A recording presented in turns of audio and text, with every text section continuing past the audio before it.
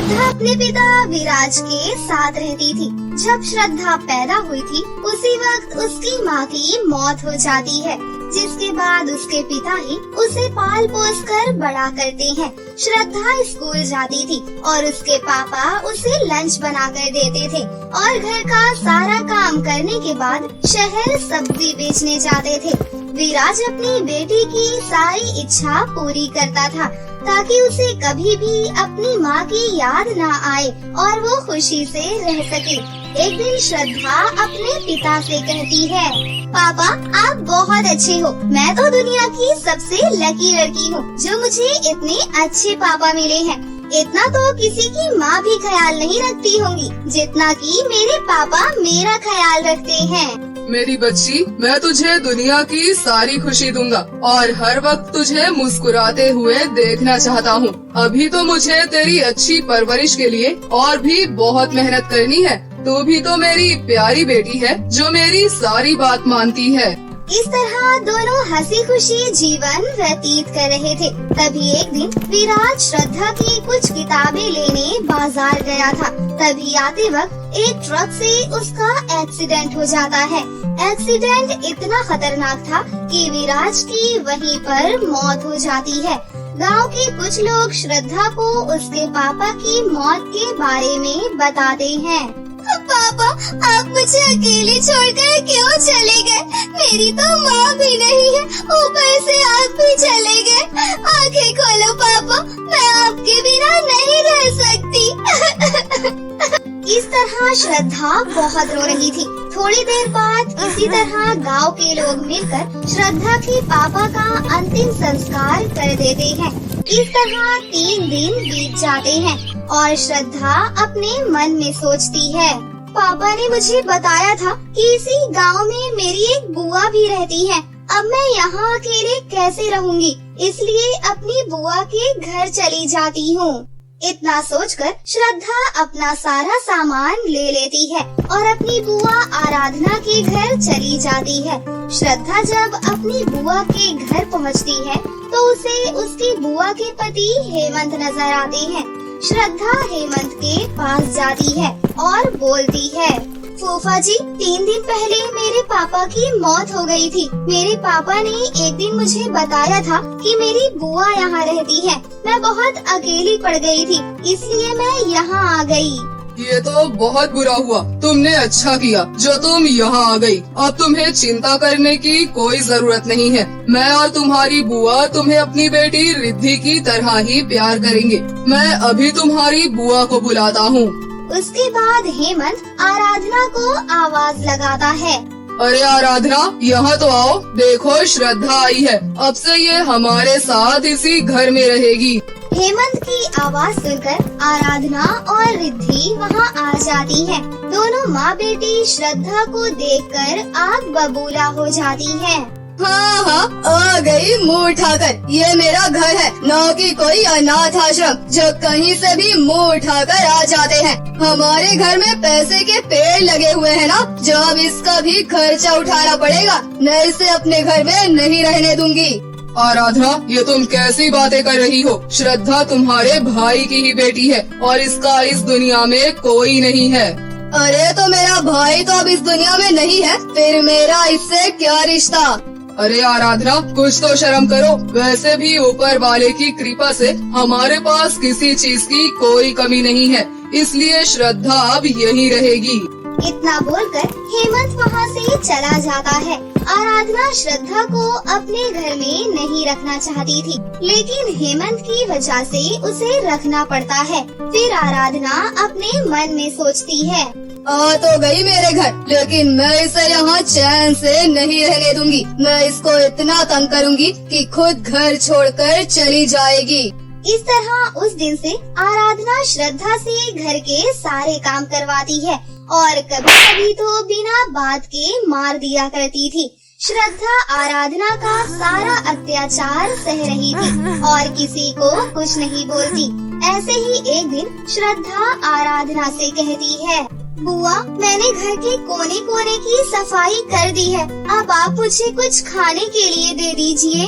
ठीक है यही रुक, मैं अभी तेरे लिए खाना लेकर आती हूँ। आराधना किचन में जाती है और वहाँ से एक दिन पुरानी रोटी लेकर आ जाती है। बुआ, ये तो कल की रोटी है।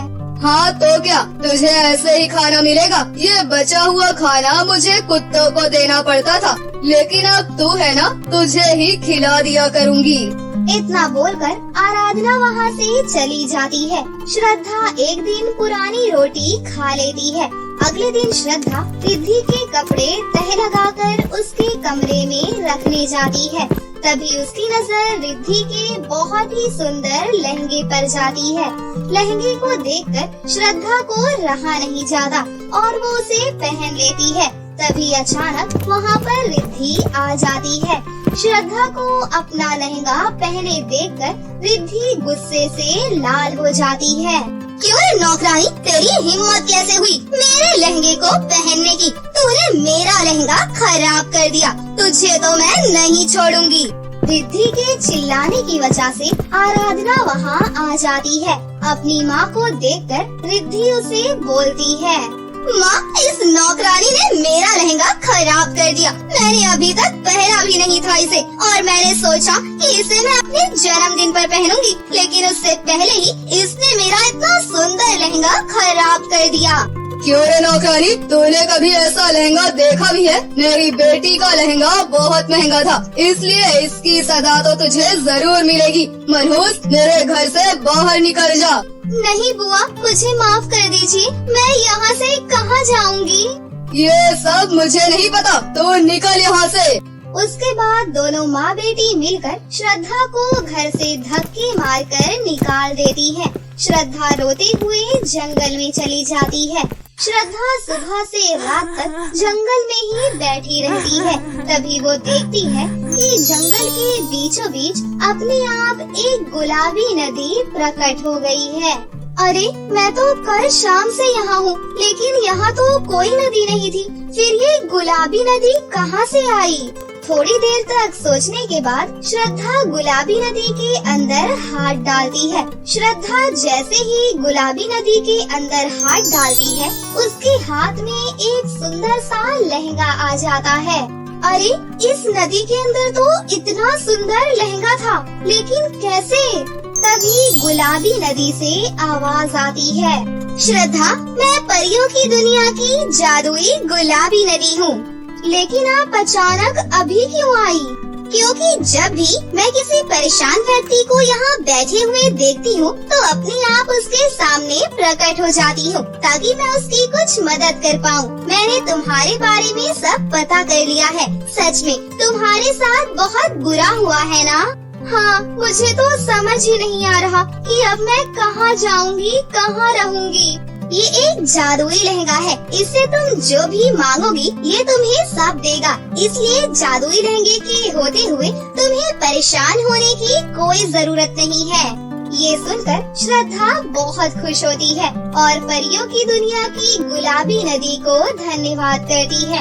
और फिर कुछ देर के बाद श्रद्धा जादुई लहंगा लेकर वहाँ से चली जाती है। थोड़ी देर बाद श्रद्धा जादुई लहंगे से कहती है, हे जादुई लहंगे, मुझे रहने के लिए एक घर दे दो। श्रद्धा के इतना बोलते ही जादुई लहंगा वहाँ एक बड़ा सा सुंदर सा घर प्रकट कर देता है। श्रद्धा घर के अंदर जाती है और उसे घर के अंदर सारा सामान मिलता है, जिससे वो अपना गुजारा कर सके।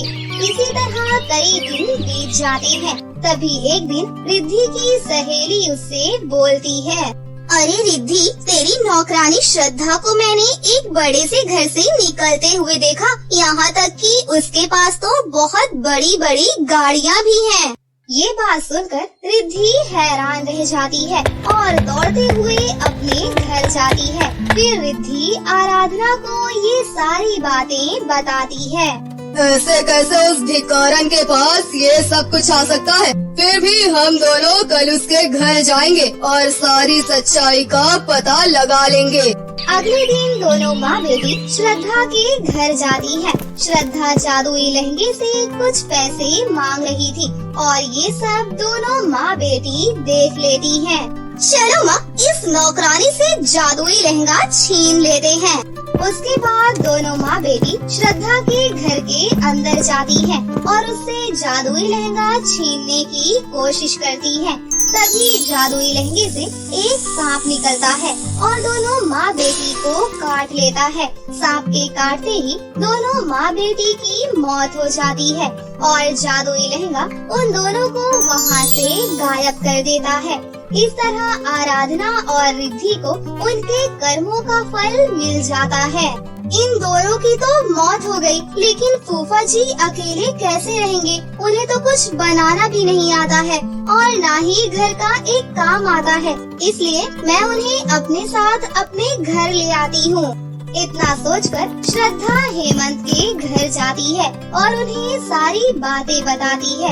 हेमंत को भी ये सब सुनकर बहुत बुरा लगता है, लेकिन अब बहुत देर हो चुकी थी, इसलिए हेमंत खुद को समझा लेता है और श्रद्धा के साथ उसके घर रहने आ जाता है।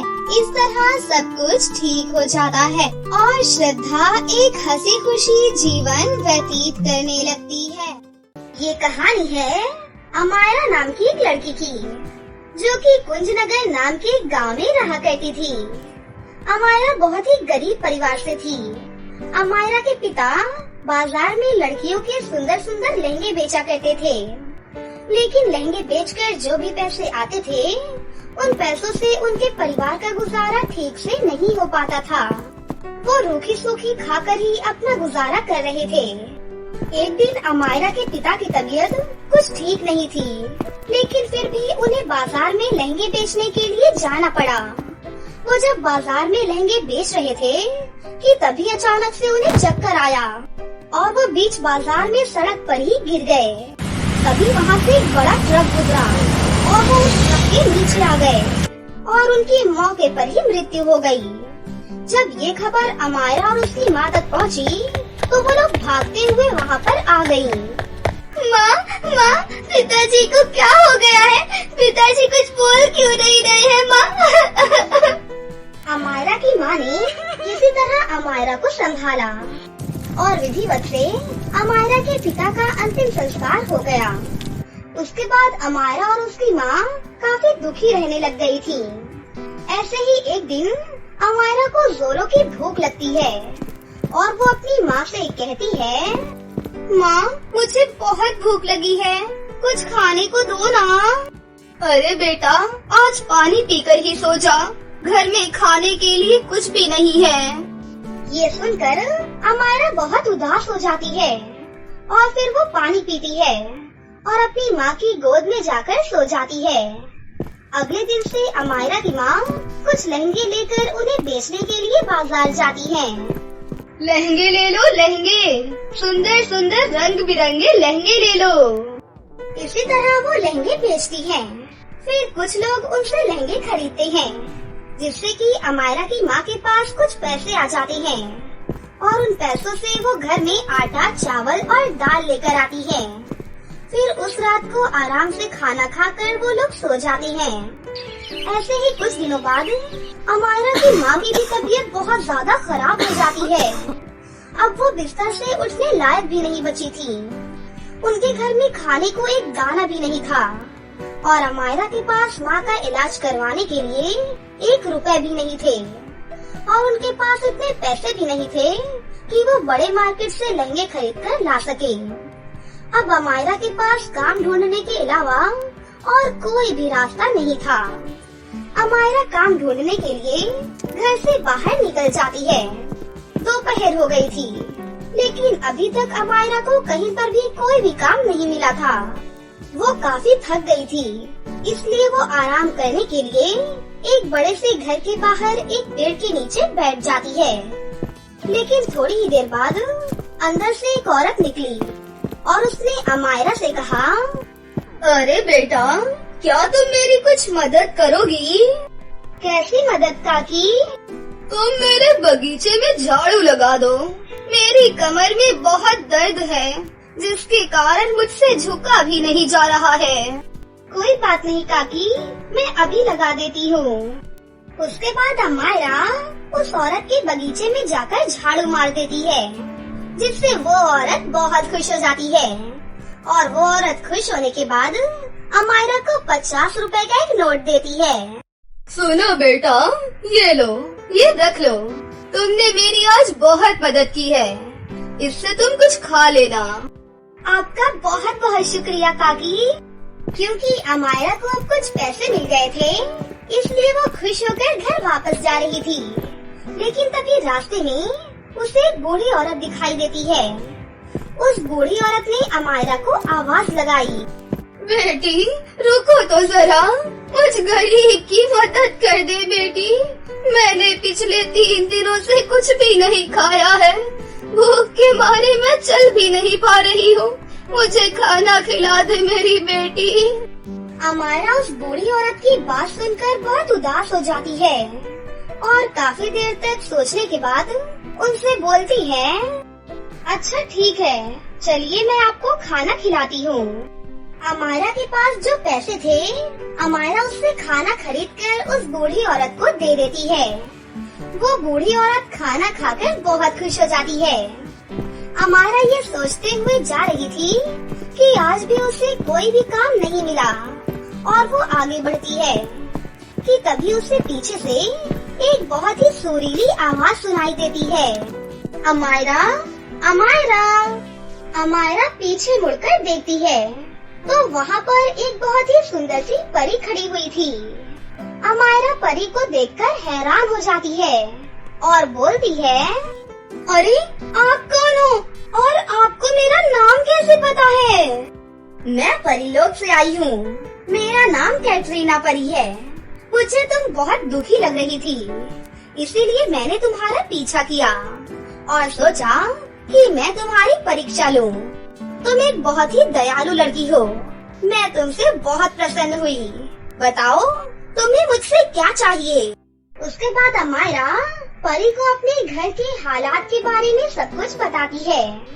उसकी बातें सुनकर परी की आंखें नम हो जाती हैं।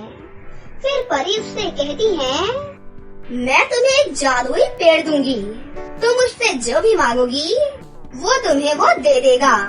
तुम अपने घर जाओ, तुम्हारे घर की पास वाली नदी में तुम्हें वो जादुई पेड़ मिल जाएगा। अमायरा बहुत खुश होकर अपने घर जाती है। घर जाने के बाद वो देखती है कि उसके घर के पास वाली नदी में एक बहुत बड़ा सा पेड़ है। पेड़ देखकर अमायरा बहुत खुश हो जाती है और वो सोचती है, मैं इस पेड़ से बहुत सारे लहंगे मांगूंगी और उन्हें बेचकर अपनी माँ का इलाज करवाऊंगी। उसके बाद अमायरा उस पेड़ से कहती है, हे जादुई पेड़, तुम मुझे कुछ लहंगे दे दो, मैं उन्हें बेचकर अपना घर चलाऊंगी और अपनी माँ का इलाज भी करवाऊंगी।